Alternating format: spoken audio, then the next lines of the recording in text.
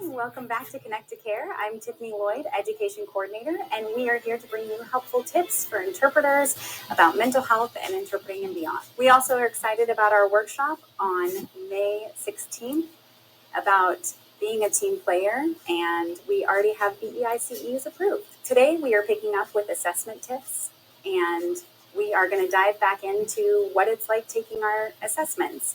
From the BEI to the NIC to the CASLI, all of it can be super overwhelming.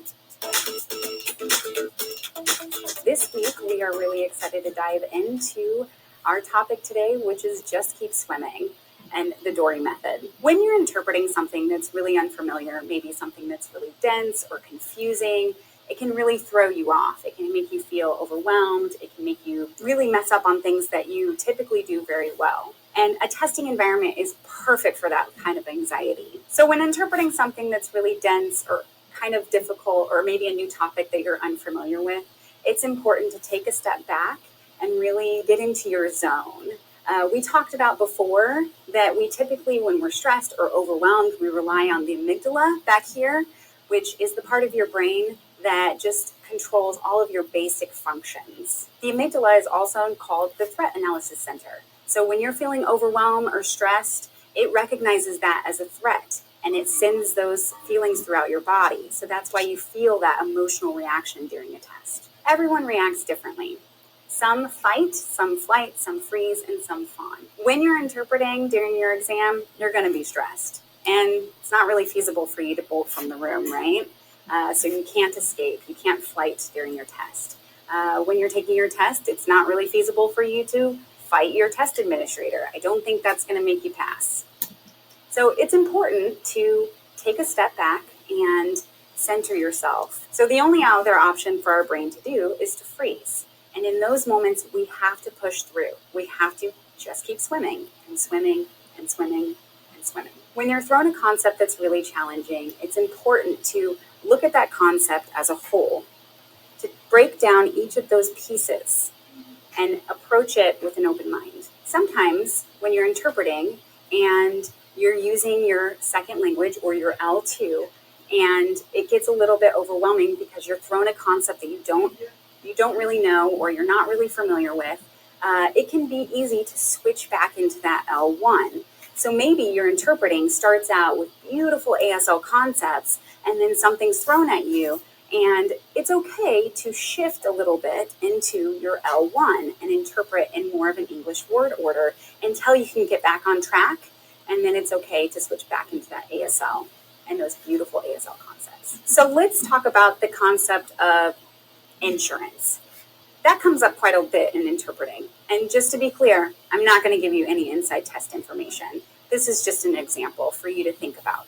When it comes to insurances, the idea of deductibles is very popular, right? There is no sign equivalent for deductible. Many people will sign it a certain way, right? We see this a lot.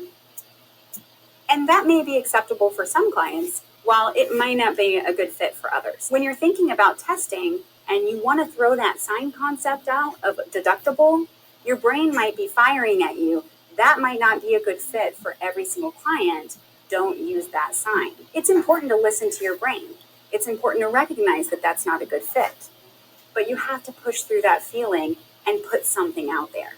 You can't just freeze. It's important to keep your hands in the air and to keep going. I like to think about this in terms of Newton's first law.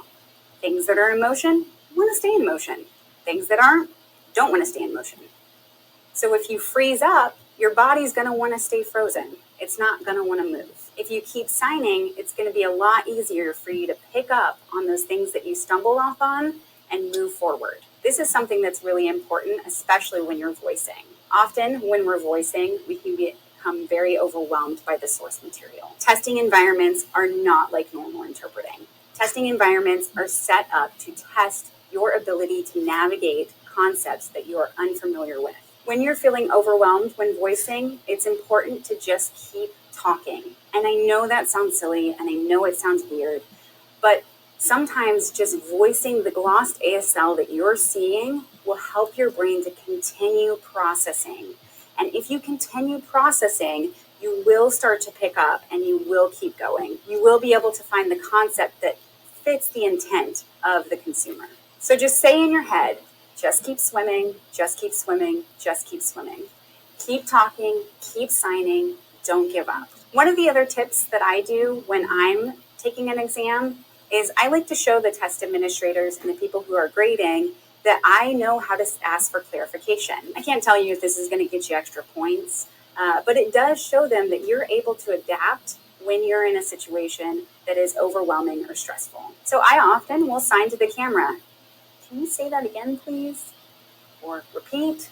Or do you mind fingerspelling that one more time? This is something good to practice and to bring into your interpretations in general. The more that we have these tools available in our tool belt, the easier our brain is going to be able to process and predict things in unpredictable situations. Now we want to learn from you. When have you experienced a really difficult concept that you couldn't figure out how to navigate? What kind of tools did you use in that situation? What has been helpful for you when you've taken tests and you've been thrown a concept that was really confusing? This is Connect to Care. We are so excited to have you here, and we look forward to having you back here next week, where we're going to continue this series. Check out our social media, The Gracious Mind, and our website, thegraciousmind.com, for our workshops and other events that we have going on. See you next week.